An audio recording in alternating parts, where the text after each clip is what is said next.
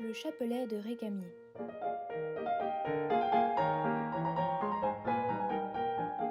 Pour la première fois de ma vie, raconte le docteur Massé, j'aperçus le professeur Récamier pendant le choléra de 1832. Devenu élève en médecine, j'avais acheté les ouvrages du grand maître. Mais ces travaux sont d'une telle concision et d'une telle profondeur qu'il faut les relire plusieurs fois et les méditer bien longtemps pour les apprécier. Ce que j'en comprenais m'éblouissait comme un éclair et me faisait bouillonner le cerveau, de sorte que, tout en désirant ardemment être présenté à Récamier, j'éprouvais une véritable frayeur de me trouver devant un tel homme. Au nombre des amis intimes de l'illustre professeur se trouvait un de ces hommes d'élite qui semblent envoyés par la Providence pour démontrer toute l'amabilité de la religion. C'était un ancien officier supérieur de cavalerie, un homme au grand nom, aux belles manières, monsieur le comte de Mallet, qui n'avait embrassé le sacerdoce qu'assez tard, et qui joignait à la plus profonde piété toute l'aménité et la grâce du meilleur monde. Mon père, ancien militaire lui aussi, était tellement lié avec le comte de Mallet que tous les jours, à la même heure, il allait causer quelque temps avec lui. Cette réunion quotidienne s'exécutait avec la ponctualité militaire et semblait devenue une nécessité pour l'un et pour l'autre. Un certain soir, mon père me proposa de l'accompagner. « Monsieur l'abbé est un peu souffrant, me dit-il. Il est très probable que monsieur Récamier lui rendra visite, et ce sera pour toi une occasion de faire sa connaissance. » Il va sans dire que j'acceptais, mais en entrant chez le vénérable ecclésiastique, le cœur me bondissait d'inquiétude et je sentais tous mes mouvements s'embarrasser, tant était grande mon appréhension. Récamier n'était pas encore arrivé auprès de son malade. J'eus le temps de rasseoir mes esprits. D'ailleurs, il était si bon, cet excellent abbé. Il était si affable, si bienveillant.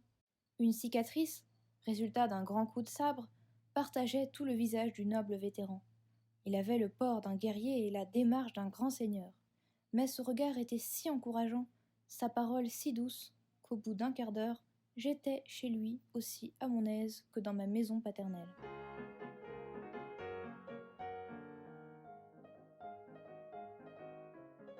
Tout à coup, la porte s'ouvrit et le valet de chambre annonça « Monsieur le docteur Récamier ». À ce nom, il me sembla recevoir un coup de poing dans la poitrine, mais cette impression fut de courte durée. Autant je m'étais fait de Récamier une idée presque surhumaine, autant je le considérais comme un homme inaccessible, autant il me parut là, gracieux, simple et bon. Autant ses livres me l'avaient fait croire abstrait et difficile à comprendre, autant sa conversation me le montra clair et lumineux. L'illustre docteur se levait pour le salut d'adieu lorsque, faisant un geste de ressouvenance, il remit son chapeau sur la table, replaça sa canne à côté et, plongeant sa main dans sa poche, « Peste !» s'écria-t-il. « J'allais oublier une affaire très sérieuse. »« Quoi donc ?» demanda l'ecclésiastique. « Il m'est arrivé un malheur, monsieur l'abbé, un malheur que seul vous pouvez réparer. Voyons, voyons.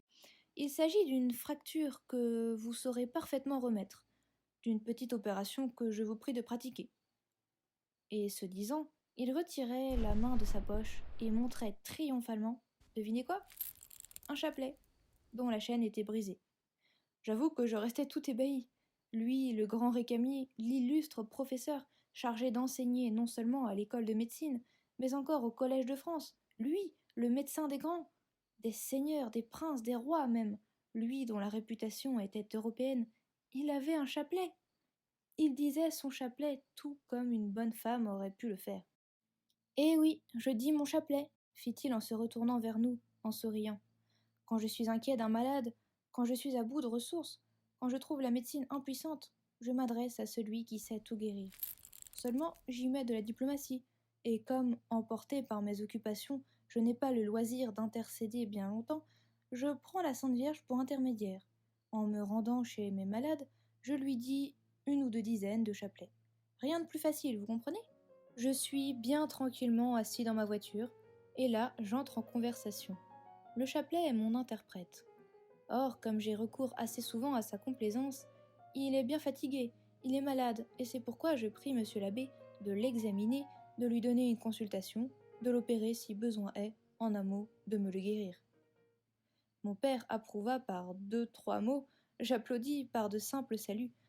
L'abbé de Malais prit le chapelet mutilé, promit de le remettre promptement en bon état, et l'éminent praticien nous quitta. Mon ami, me disait plus tard Récamier dans ce langage imagé, pittoresque, excentrique qui lui était familier. Le chapelet est une sonnette. À chaque Ave Maria, c'est une sommation, ou si vous aimez mieux, une pétition. Vous voyez à Paris, tous les jours, un tas de gobe-mouches qui y viennent pour intercéder auprès des autorités, pour implorer les puissants et les riches. Or, pour être admis aux Tuileries, il faut des protections, des demandes d'audience, des amis très haut placés. Alors que pour parler à la Vierge, rien de plus simple. On tire la sonnette, c'est-à-dire que l'on prend son chapelet. Vite, la porte est ouverte. On présente sa pétition. Et la Sainte Vierge est si bonne qu'à moins de raison particulière, la prière est aussitôt exaucée.